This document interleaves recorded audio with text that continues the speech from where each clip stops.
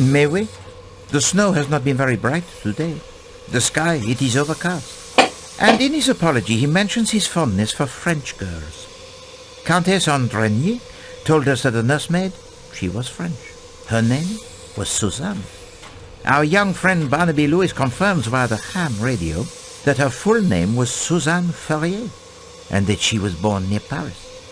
So, it is not so much a leap, I think, to wonder if perhaps the man from New York and the French girl working there might not have formed the attachment.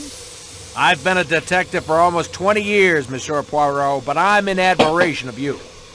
Yeah, Suzanne and I were going to ask her uncle if we could get hitched. He was her guardian. And the kidnapping and everything. It was too much for her. Her uncle, monsieur? And his name? Oh, jeez, I can't say I remember. A detective for almost 20 years? And you Ferrier, never even knew the no, name sí. of your fiancé's guardian? No, probably got it written down somewhere back in New York. Enough of this foolishness. I can guess his name right now, and so I expect can Mademoiselle Marceau. Ferrier. Monsieur Ferrier. The picture in your valise, it is that of you, your sister, and her daughter Suzanne? Oui, monsieur. After my sister and her husband died in a car crash, I raised Suzanne as my own child. And so, that leaves only one. Me? If your tenant is one of your killers, Mr. Poirot, that makes you 12. You don't need me. No, madame.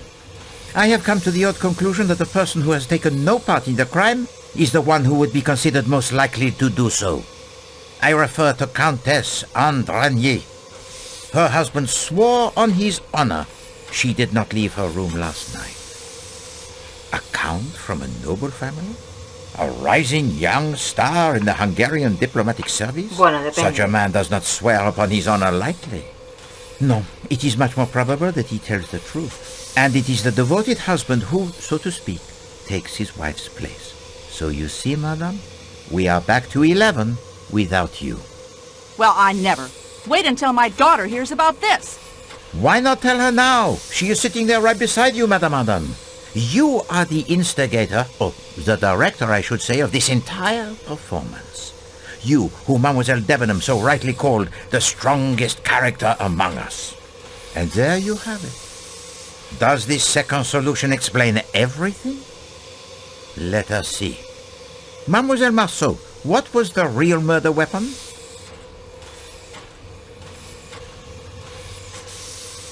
El estilete, la pistola no. El hacha estaba en la cocina, así que tiene que ser cuchillo. But of course, a drama planned this carefully does not include the blood-stained stiletto with the fingerprints of some unknown. No, that is merely a prop, as were the 2 threatening letters. The burned note, of course, was a real threat. The conspirators most assuredly did not want this murder tied to the Armstrong kidnapping, and the true weapon, with no incriminating mark upon it, might never have been found if it had been thrown inches further. Bloody steak knives aren't balanced properly for throwing. My hat's off to you, though, Miss Marceau.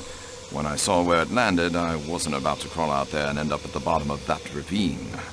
Took some nerve doing what you did. There's no denying it. Hear, hear. So, the improbable differences in the stab wounds is now explained. 2 so-called clues were dropped in the dead man's compartment. Mademoiselle? Un limpiapipas, un botón, el medallón de Dragomiro, una pequeña estatuilla. Fue el limpiapipas. The pipe cleaner, incriminating Colonel Arbuthnot, who had one of the strongest alibis and whose connection to the Armstrong family was probably the hardest to prove. And the second clue found in the room, mademoiselle? El pañuelo. The handkerchief, incriminating Princess Dragomirov, who by virtue of her frail physique and the alibi given by her maid and Michel was practically in an unassailable position. Then there was the clue found at the shepherd's hut with the incriminating fingerprints. Do you have it, mademoiselle? El candado. With Mateo's incriminating fingerprints on it. Not precisely cricket, you know, Tonio, to incriminate an innocent man. Cyrus could swear Matteo had not entered the Calais coach. Michel informed us the radio was in the baggage car, and I went to put it out of commission. I did not want to destroy the equipment. It must have taken him much saving to purchase. So I only smashed the telegraph key. Signorina, you are a miracle worker for sure. To get the radio working again. I know about these things. That was a stroke of a genius.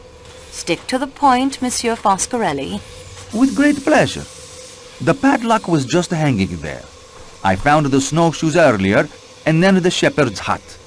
I was supposed to find a good place for the uniform and the stiletto, and the hut was perfect. But I had to break the lock to enter. All I did was go and get the padlock on the radio crate. I didn't mean to point the finger at Matteo. The other red herring was not a herring at all, but it was certainly red. El kimono. Mademoiselle? Que es rojo. And then to put it in my valise was not a nice trick. The kimono is mine, monsieur. And mademoiselle, I had no intention of trying to incriminate you. Ah, bueno, está bien. I had to put it someplace. Está bien el And I asunto. thought it would be amusing if you found it there. How si me gusta a mí you el enjoy your asesinato, little ¿qué? games, Countess. Mademoiselle Freebody, indeed. Well, Madame Arden? I always fancied myself in comedy parts. Bravo, Mr. Poirot. Well done. Applause from an actress of your stature is praise indeed, madame. A ver si pasa We esto. were all at the house, a house filled with almost unendurable pain and sadness. The Perkinson brothers were dead, but Cassetti had got clean away. We decided then and there that the sentence of death that Cassetti had escaped would be carried out. Little did we know how many years would pass, how many false leads Mr. Hardman would track down before Cassetti would be found. Whatever country my work took me to, no matter how tough the case, I always saved plenty of time to try and pick up the trail. But he kept on the move. Brazil, Mexico, most of Europe. Ratchet was only the last of a string of aliases. Then Mr. Michel wrote to me. It was he who, quite by accident, had recognized Cassetti traveling aboard the Istanbul to Calais train. When we learned the man, now calling himself Ratchet, frequently traveled to the Middle East aboard the train, we knew we could have some control of the scene of our planned execution. It took months, but in time Ratchet hired both Hector and Masterman. One of us would have been enough. Two were better. Hector handled all of Ratchet's travel arrangements. With Michel's help, passage was booked on the same train he would be using to return from his latest excursion to the Orient. The rest you seem to know. Oui, madame. Indeed, the rest Poirot knows. But I don't understand. You've uncovered everything. We know we did it. How can there be another solution? Simplicity itself. There is among you one who is not who he pretends to be.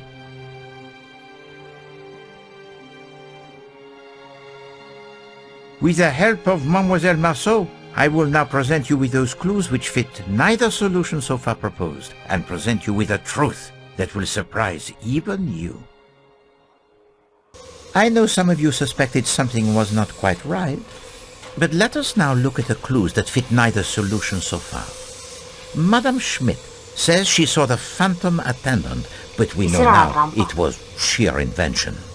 Yet we have the testimony of an independent witness who says he saw the non-existent small dark attendant actually getting on the train. Mademoiselle? El maquinista. The engineer. Oui, the engineer while the train was in the Belgrade station. And then there is the crate of Monsieur Ratchet and its unknown occupant. What clues associate themselves with that crate, mademoiselle? The pile of books. Oui, the uniform I think worn by the person the engineer saw.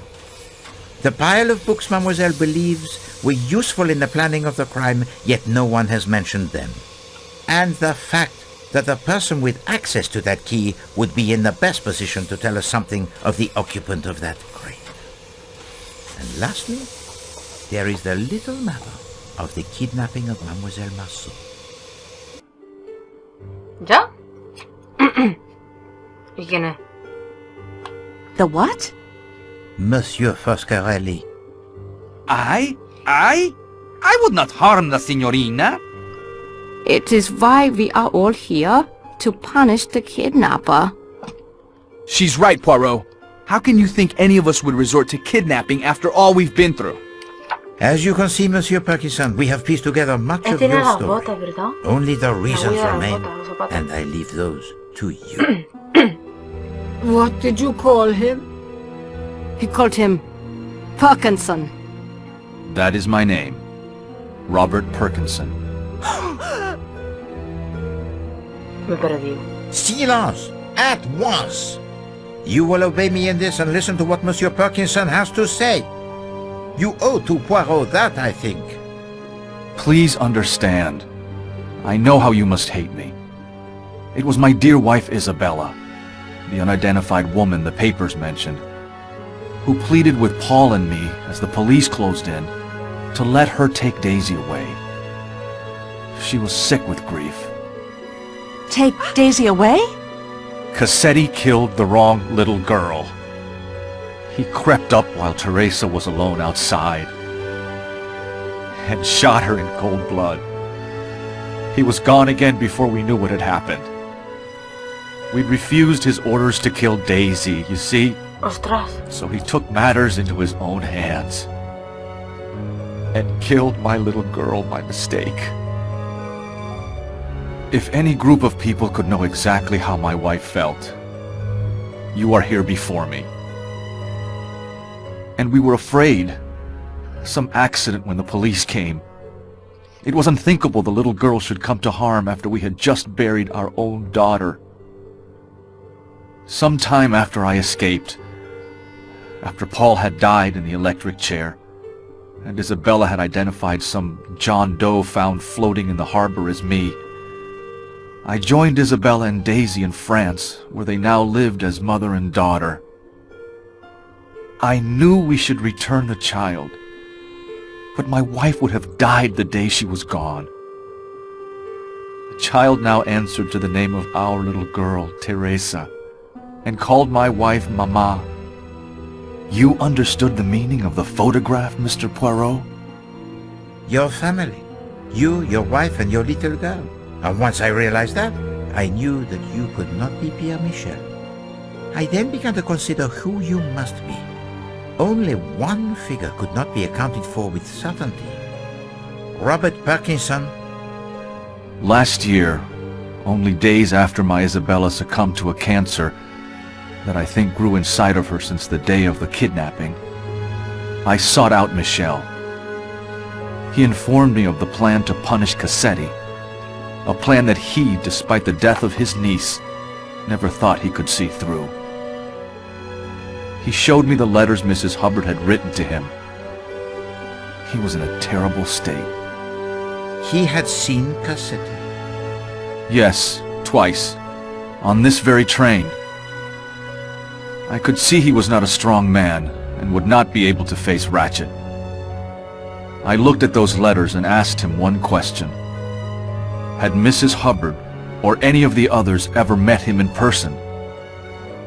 His answer was no. I wanted Cassetti dead as much as any of you. He killed my child, and just as surely my wife. So here I am. But, my granddaughter? She has been staying with my wife's sister in Belgrade for the past few days. She came aboard the train there last night, dressed in an attendant's uniform. She changed into her regular clothes and has been camping out, as she calls it. The nuns at her school have kept up her studies, in English as well as French. She is a good student indeed, to have brought all her school books with her on the campout. I told her to study. She has been staying in the baggage car in Ratchet's crate. Last night I took some food from Klaus's kitchen when he had gone off for a moment. And the statue worth $4,000? I dumped it on a trash heap near Sirkeki Station, I'm afraid. This cargo is far more precious. At last, the riddle it is solved, n'est-ce pas, mademoiselle? And with a most satisfactory solution indeed. Hostia, qué pintas.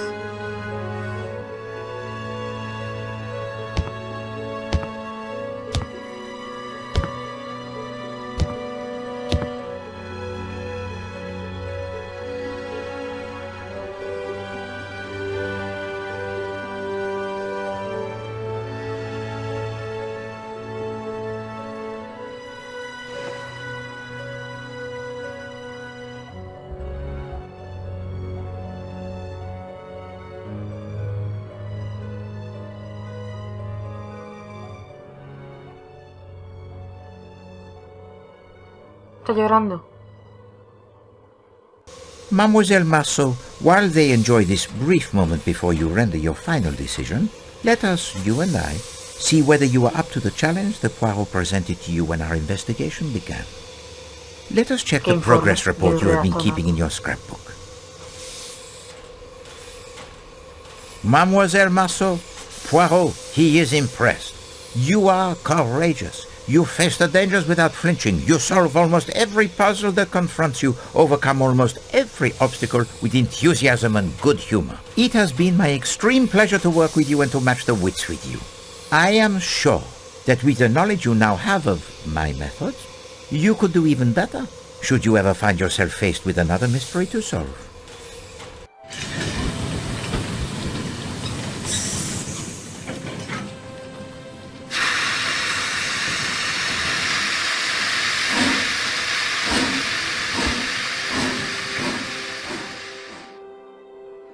You are the representative of the train company, Mademoiselle Marceau. You have been instrumental in assembling the evidence that pointed to the solutions I have now shared.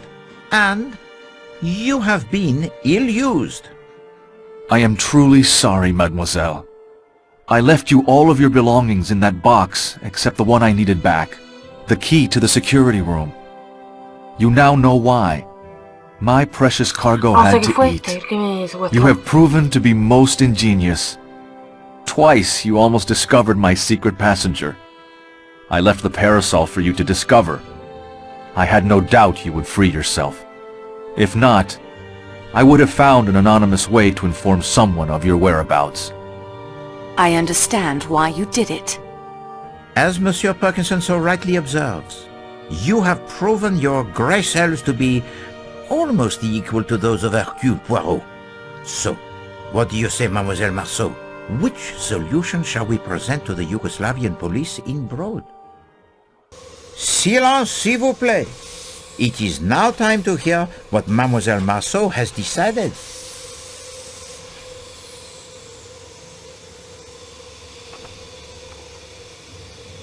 Here are my thoughts on the first solution.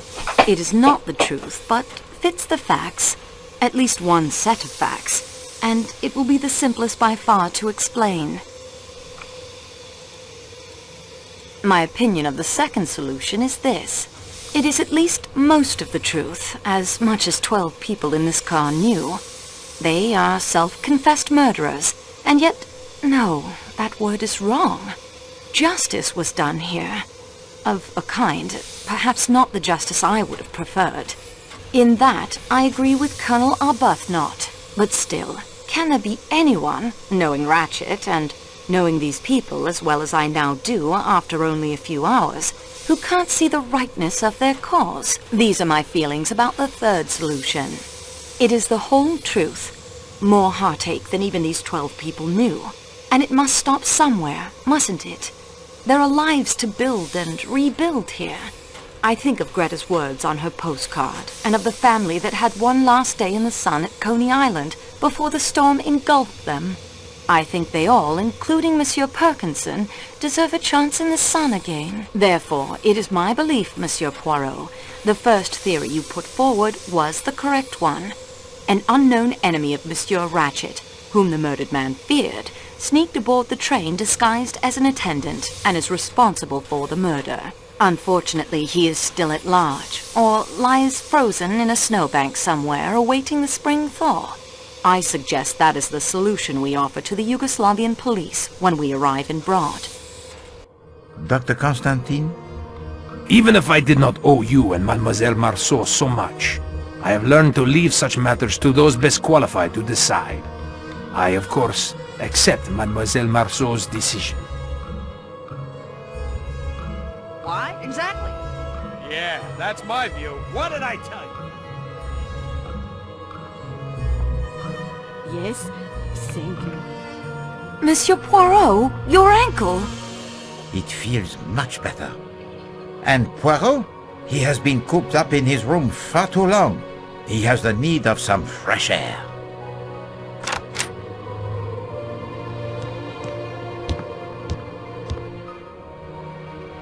Mr. Michel, I'm sorry, Parkinson. I cannot find it in my heart to hate you. all I find there is forgiveness and thankfulness for giving us back something we thought we'd lost forever. In fact, it seems you are now one of the family. Thank you. Daisy, child, my dear, I am your grandmother. Esa yo que era una vieja.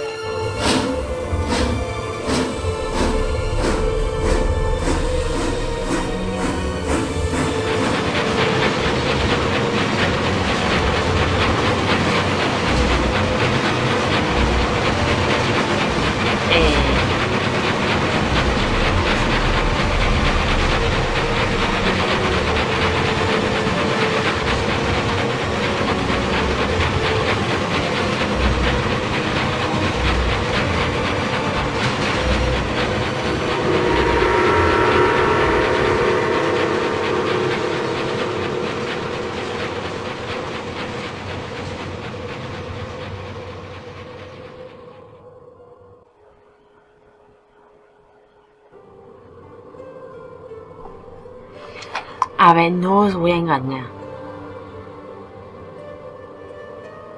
Me ha parecido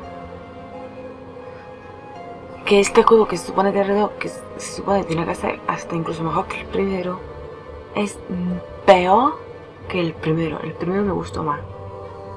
Había más cinemáticas, había música de ambiente, no sé, se entendía más las cosas. Aquí no me entera de casi nada. De hecho, no me entera ni del final casi.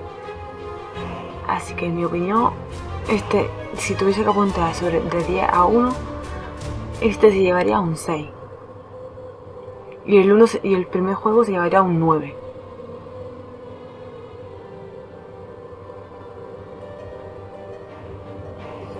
Pero bueno, ese es el fin, así que os dejo con los créditos. Adiós.